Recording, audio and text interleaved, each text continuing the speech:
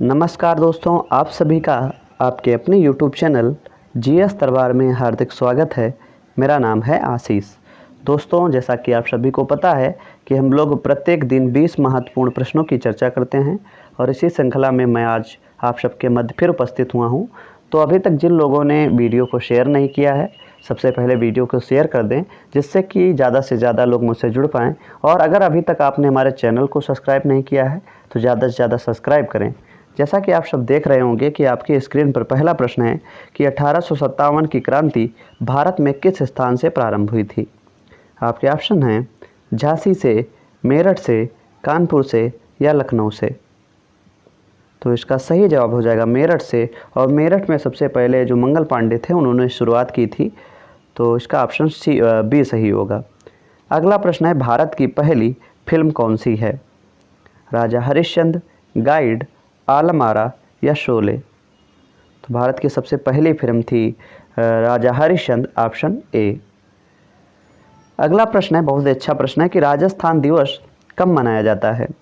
26 मार्च, 13 मार्च, 30 मार्च या 24 मार्च।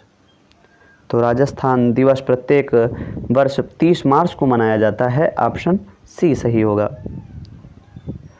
अगला प्रश्न है किस ग्रह को सुबह का तारा और शाम का तारा कहा जाता है।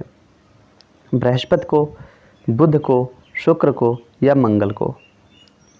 तो सुबह का तारा, शाम का तारा कहा जाता है शुक्र को, ऑप्शन सी इसका सही जवाब होगा। बाकी देखो, इसे पृथ्वी की बहन या कह सकते हो सांझ का तारा, भोर का तारा, सुबह का तारा आदि नामों से भी जाना जाता है। और ये तो आपको सभी को पता ही है कि यह जो है सबसे चमकीला ग्रह होता है और सबसे गर्म ग्रह होता है, और यह अपनी कक्षा में जो चक्कर है वो पूर्व से पश्चिम की ओर लगाता है। तो ऑप्शन सी इसका सही होगा, शुक्र। अगला प्रश्न है कितने डिग्री सेल्सियस पर पानी का घनत्व सर्वाधिक होता है।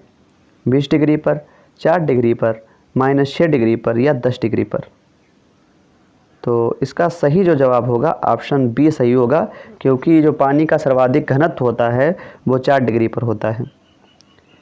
अगला प्रश्न है बांदीपुर राष्ट्रीय पार्क कहाँ स्थित है।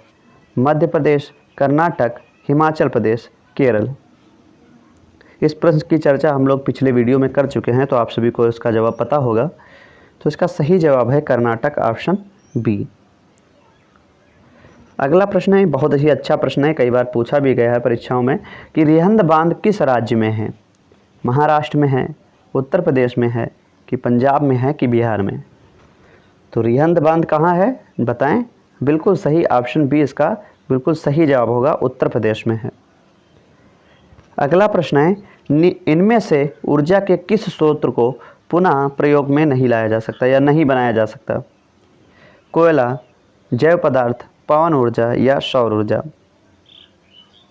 तो इसमें कोयला तो नष्ट हो जाएगा, तो ऑप्शन ए इसका सही जवाब होगा। अगला प्रश्न है निम्न में कौन सी फसल मृदा को नाइट्रोजन से भरपूर कर देती है। सोरगम, आलू, सूरजमुखी या मटर। तो इसका सही जवाब हो जाएगा मटर, ऑप्शन डी। अगला प्रश्न है बहुत ही इम्पॉर्टेंट है कि सलाल जल विद्युत संयंत्र कहाँ स्थित है। जम्मू कश्मीर में, सिक्किम में, मध्य प्रदेश में या हिमाचल प्रदेश में। तो सलाल जल विद्युत योजना है जम्मू कश्मीर में, ऑप्शन ए इसका बिल्कुल सही जवाब होगा। अगला प्रश्न वर्ल्ड पॉपुलेशन डे कब मनाया जाता है। विश्व जनसंख्या दिवस पूछा गया है। आपके ऑप्शन हैं 31 मई, 4 अक्टूबर, 10 दिसंबर और इसके बाद में 11 जुलाई। तो प्रत्येक वर्ष जो है 11 जुलाई को जो है वर्ल्ड पॉपुलेशन डे मनाया जाता है, ऑप्शन डी।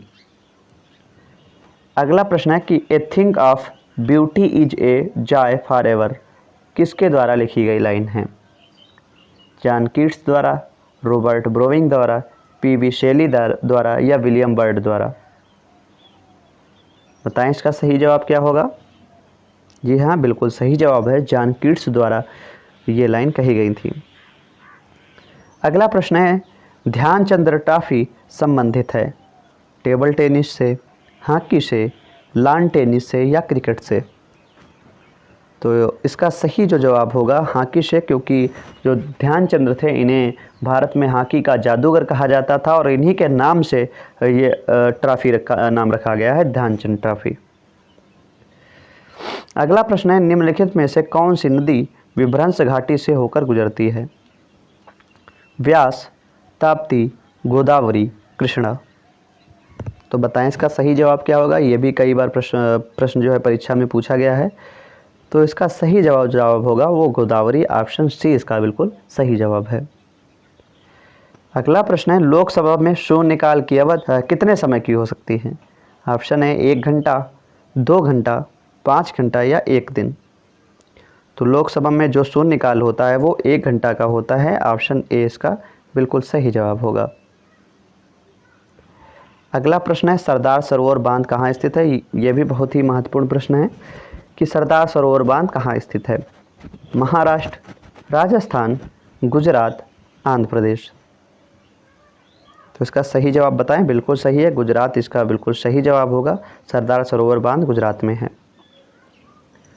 अगला प्रश्न है, भारतीय राष्ट्रीय कांग्रेस का प्रथम मुस्लिम अध्यक्ष कौन था?